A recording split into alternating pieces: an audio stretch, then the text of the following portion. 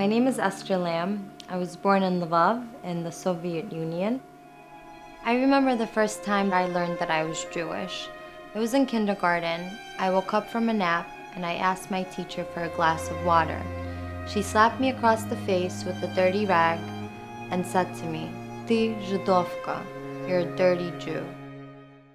My father was a refusnik for 9 years. He was arrested many times. He was kidnapped by the KGB, taken to a wooded area. He was instructed to walk forward. He heard the guns go off.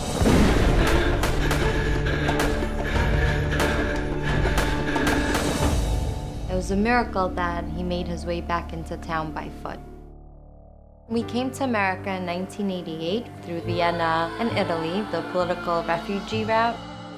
We saw ourselves as Russian Americans rather than Russian American Jews. When I went to public school, my best friends were Filipino and Korean, so I grew up not Jewish.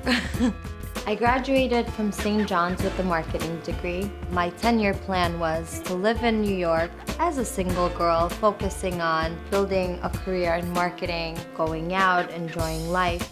First there was the boss, 6'4", blue-eyed, blonde-haired Dutch guy. Our favorite bar was the Galapagos. His drink was the mojito.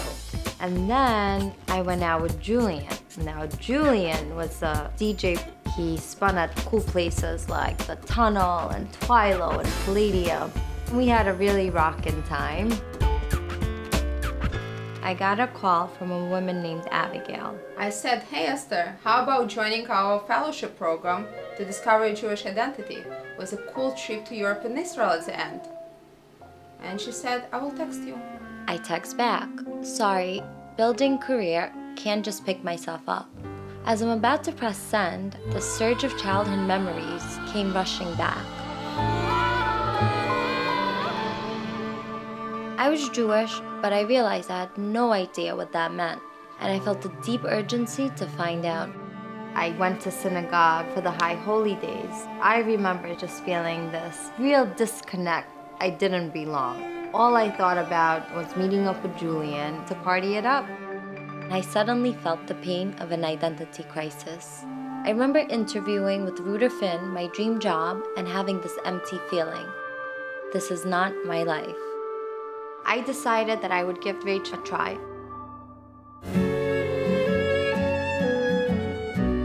Walking the streets of Jerusalem, I felt like the stones themselves were waiting for me for 2,000 years. The feeling of warmth really resonated in such a meaningful way.